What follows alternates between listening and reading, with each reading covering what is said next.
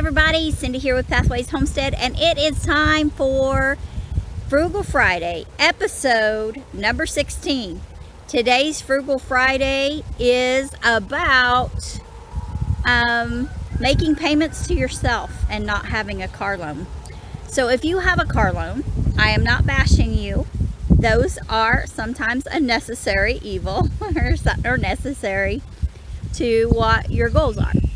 Our goals have been to be as debt-free as possible, and soon we will be completely debt-free. So several years ago, we needed to replace my vehicle, and so we attempted to get a car loan, and we found we had a great but not so great problem. We have a very low credit score. But it's not because we have not done well with our loans or skipped any payments or anything like that.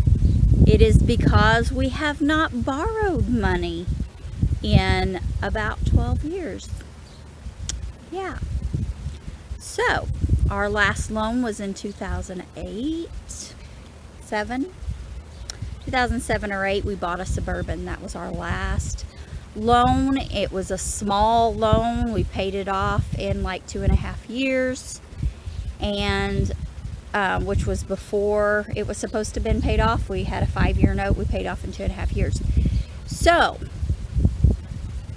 that actually, being debt-free, actually can hurt your credit score. We have a fabulous credit history, but since we have not borrowed money, our credit score is low.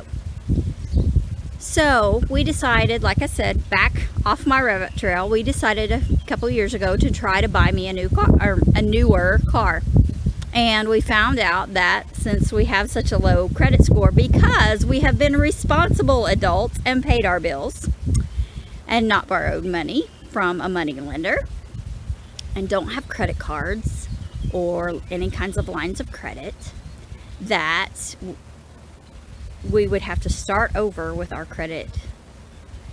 And we decided that at the time it was not worth it, and it turned out to be a good decision since I quit my full-time job and went back to being a full-time homesteader. I have worked off and on throughout our marriage, usually part-time or seasonally, and except for the last 1.5 to 2 years. And anyway, so here we go. Back to the story. So we decided then and there we would make the payments that we thought we could make for our new vehicle. We would just make them into our savings account, keep driving our older car, and eventually we would find a car when we had enough money. So we did. We found my Subaru and paid cash for it 1.5 years ago. So we kept saving money, and as you can see over my shoulder, guess what we bought before quarantine? We bought a pickup 2 days before we found out we had to go into quarantine, and we had saved money for several years, making our monthly payment into our savings account, and we're able to buy a 3/4 ton 2006 4-wheel drive pickup that will work really well on the farm. So now we have that to do. So we got rid of the little red car that was wrecked, sold it. We got rid of Gary's white GMC pickup and sold it, and those two combined were able to pay the tag and tax for the new truck. Well, it's new to us truck. So Frugal Friday, episode 16, tip is make those payments to yourself. You can do that several ways. If you know it's going to be a few years, you can put that into a money market account. My advice, if you have a car payment and you would like to be debt-free, make as much extra payments on the principal as you can, even if it's $5. Check your loan, check how things are. Sometimes you can be penalized, sometimes you can't. So just check out things, check out how it is. If it is like you can make a lump sum every now and then save up that money and then make a big lump sum, or save up that money and pay it off earlier if that's what you need to do. And then if that's what you want to do, or if you want to stay debt free like we are trying to do, make those payments into a high interest money market account. Since it's going to be longer term, you can do that, or into a regular savings account, however you want to do it, and then make that big purchase. We choose to not buy new, we buy used, and usually very used vehicles. And then so that's what we did. So we have the Chevrolet and we have the Subaru. We paid cash for those. We put money away for upkeep.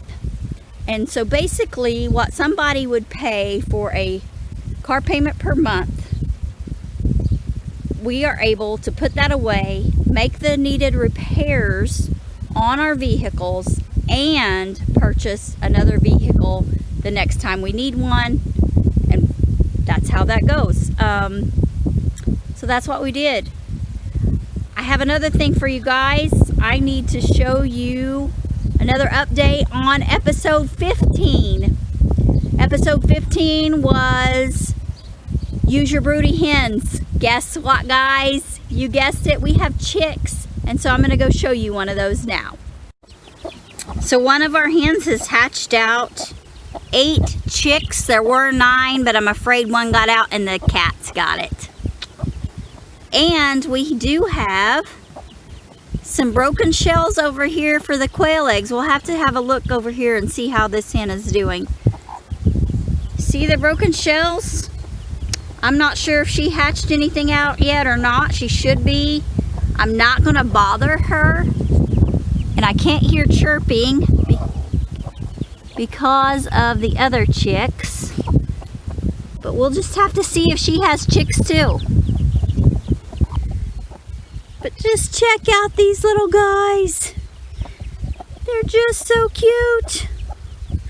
So I purposely put the majority of the 12 eggs I put underneath her were our Americana cross, Americana, whatever you want to call them, our barnyard mix that had Americana roosters and Americana hens. And I purposely chose those eggs because I love the olive and blue eggs. And so the majority of these chicks are going to be olive or blue egg layers if they're hens. Whatever is roosters, we will eat. That's just the way that goes. And we're trying with this gal over here on the left, we are trying to raise some quail. Our incubator did not work. We imagine our temperature was not correct. Our thermostat that goes with the incubator broke. And so, or not thermostat, I'm sorry, our thermometer, that's the correct word. Our thermometer broke, so we don't think we had the thermostat set correctly with the thermometer that we purchased to replace it. Probably was not designed for the purpose we were using it for. So we may try again, we'll see. But for now, we got this gal. And we have this lady. This lady is sitting on 12, 10 of which are the blue eggs. She's sitting on 12 chicken eggs as well. And hers should be hatching in another week.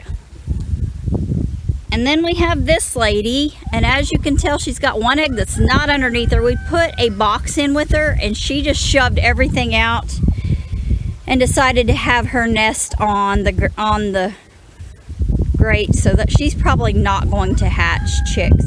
It's too hard to regulate the temperature, and so those chicks probably won't make it. She's already broke an egg, and so that's probably not going to work.